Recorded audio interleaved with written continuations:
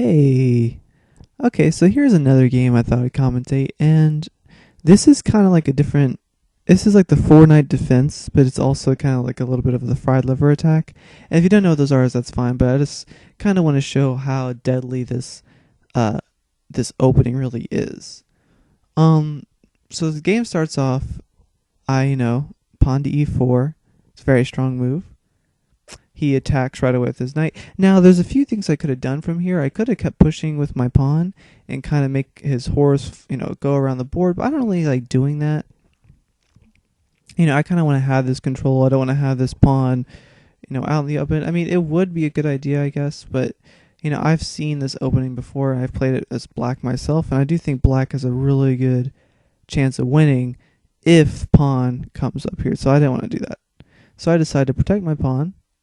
He blocks, and now it's kind of just turns into, the four-night defense, and it looks kind of cool, actually, all symmetrical. So, and then I respond with this. Now, this is what I did in my last video. I simply bring my knight up here safely because his knight is kind of being blocked, is blocking his queen, so I can just come up here and move right here. And now, finally, so many times I've seen people just completely not see this. He actually decides to. Oh, well, first he brings his bishop up here.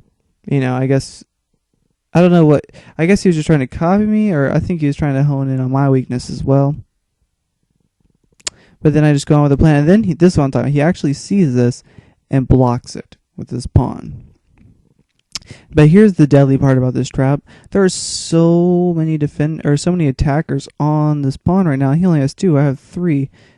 And so I decide to take.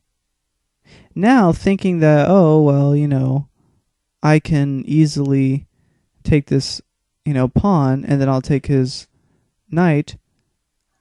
He takes the pawn.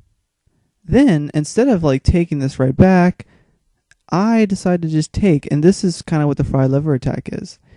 Right now, he either has to lose a queen or his rook, and his only thing to really prevent this is to, he can move, or he could just take with his king. So it's kind of forcing his king to take, and he can't castle anymore. Now, even though he may think that he's completely safe, he's really not, because what happens next, after he takes, now I have a very interesting move. It is to move my queen to f3.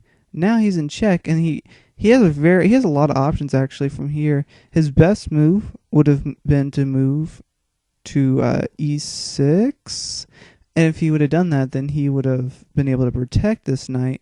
But I guess he'd never seen this before. He decides to go back, which is a terrible idea, because then I just respond with bishop here, and now he's pretty much in checkmate unless he moves his queen. But once he moves his queen, I get his queen, and now I have excellent position. I'm just going to gobble up these pieces, nom nom nom, and all he can do is just kind of just sit there. So he actually resigned right after this, so I just wanted to show how deadly this setup really is. Okay.